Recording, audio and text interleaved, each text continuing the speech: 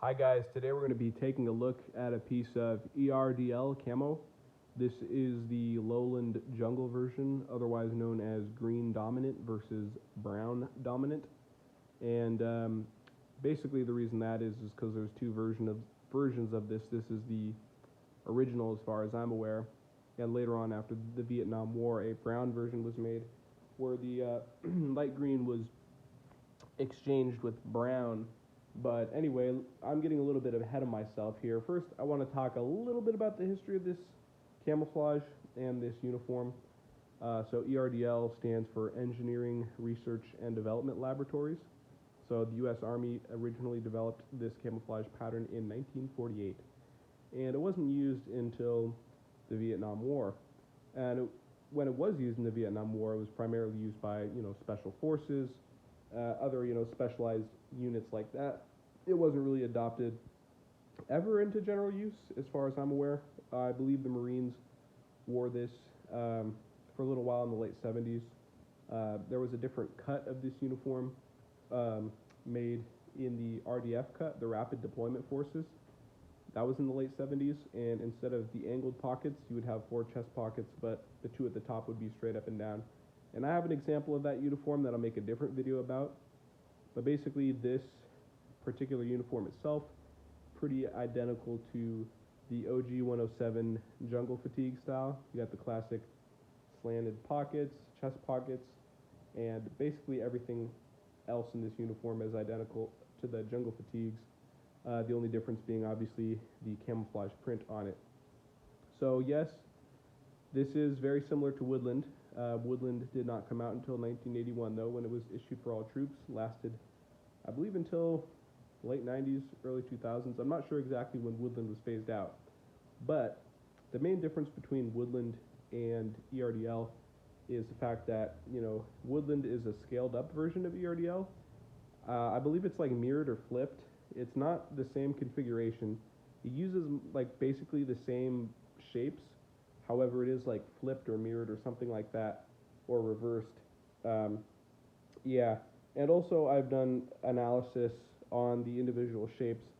They did adjust, they tweaked some of the shapes just a little bit when they put Woodland into production. And I have a bunch of videos on that as well that I'll definitely release. So, anyway, let's get into talking about this uniform. This is a ripstop uniform. As you can see, it's got ripstop fabric. The pattern itself, 4 primarily colors: black, brown, dark green, light green. So pretty similar to US Woodland. Again, same type of similar shapes, but these ones I found to be a lot more round, not too many sharp edges, as you'll notice here. You see kind of got like a round bit right there. On like Woodland, it would be like a very sharp corner. So I feel like that's another interesting thing. And also sometimes, in the Woodland pattern, they would like connect shapes like this to make it one shape.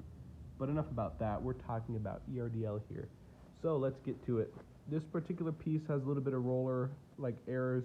You can see this kind of bled through or went over. It's not perfectly matched up where it should be. But other than that, I find this to be a very satisfying looking pattern, just because this light green color comes together very well at a distance. And I don't know why, but this is just a very satisfying uniform to look at.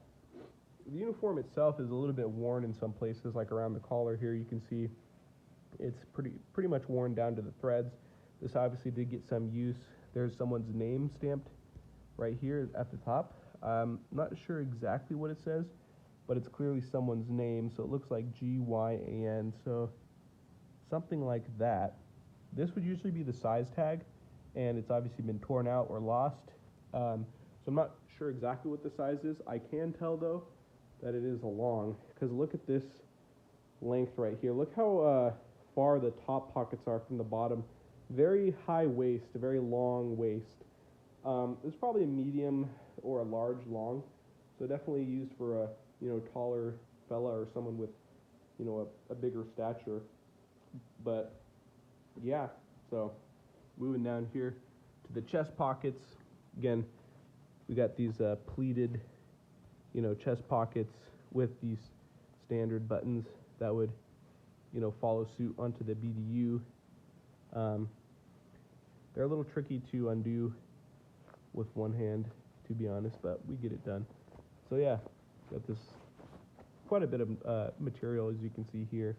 Got these little holes for dripping moisture. Only this side really seems to have the extra material. This side just seems to be sewn directly onto the uniform. Same thing for here.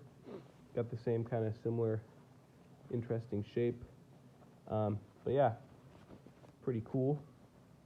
Got these same buttons up here to open and close the uniform. So we'll just do that right now. I believe this is actually the first time that I've made a video on a U.S. uniform on my channel, and it's not that I don't own any. I do own a lot. I just figured that it wouldn't be very interesting for someone to see a U.S. uniform because they're so well documented and easy to come by. But I figured I might as well because I enjoy this piece quite a bit. So let's look at the inside. You can see right here there's a fairly sizable rip, kind of in a square shape. Not sure exactly how that happened, but yeah, like I said, this uniform is a little worn and beat up. So here you can see kind of the inside of the pattern, what it looks like from the inside. Very neat. Down here we have a marking. We have 23 written on the actual specification tag. So this is the size tag, but it'll tell us the exact specifications. So coat man's camouflage cotton wind resistant poplin class 2. Very nice. 100% ripstop cotton. And we have the DSA here. So 1969 is the date of production. And this is made by Alpha Industries. I believe they still do make, like uniforms for fashion purposes, actually. I think they make bomber jackets a lot. But this is pretty cool to see. So then right here we have the laundering instructions and other just general information. So very nice that this tag decided to remain with us, even though the other one is gone. Rest in peace. But yeah, let's move on to the bottom pockets. These ones also pleated, but unlike the other ones, they're straight up and down. And there's the material, the extra material. We have like depth all the way around, as you can see. So these ones are quite a bit bigger. I noticed that in this uniform, the buttons like wrap very tightly around the little notch. So you really have to like be kind of hard with it, which could definitely wear down the buttons. But they seem to have all remained with us over the years.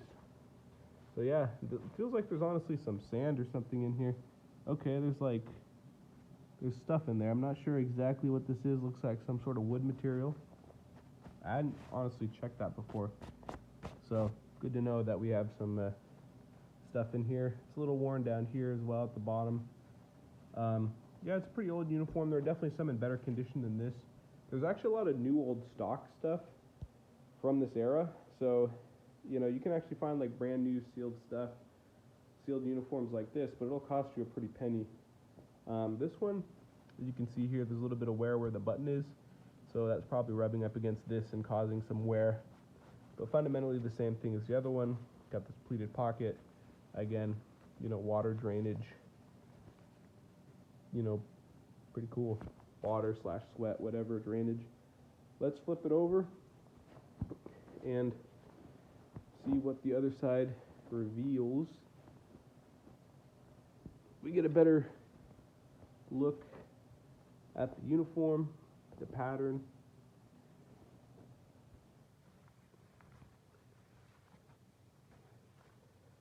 Let's see. Yeah. So, you can see some of the shapes. Some of them, you know, very reminiscent of woodland.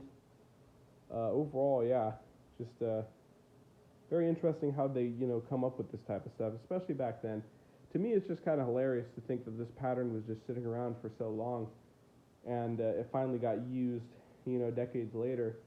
And now, you know, woodland is one of the most prominent, you know, camouflages out there. But even just on its own, ERDL has been copied by a lot of different countries, such as Singapore, I believe Vietnam. You know, the modern version they have now, I've covered that K19 camouflage. It's basically ERDL as well, just different colors. So ERDL itself has had its own impact, separate from woodland. So I definitely need to remember that, you know.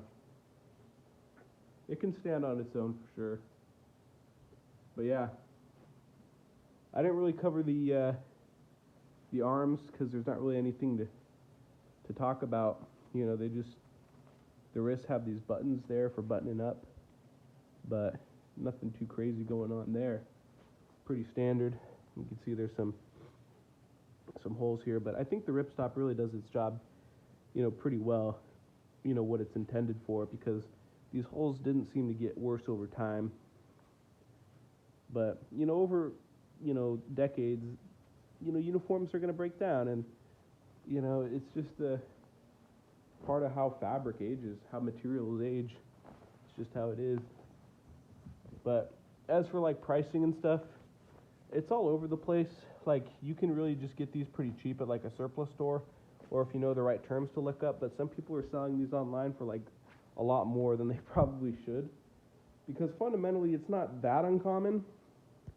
So it shouldn't be super expensive. So probably wouldn't pay more than like $40 for like a really nice example. But if it's patched and stuff, definitely it would probably be worth more. But anyway, you know, like, value is really in terms of the eye of the beholder. It's whatever you're really willing to pay for it. So I guess, you know, if you pay like a lot of money, well, if you thought it was worth it to you, I guess. But for me personally, probably wouldn't pay more than like $40-50. It is a cool pattern though. I'll definitely give it that. But anyway, guys, thanks for watching this video and checking it out. Leave a like and a comment if you did. And if you stayed this far, congratulations.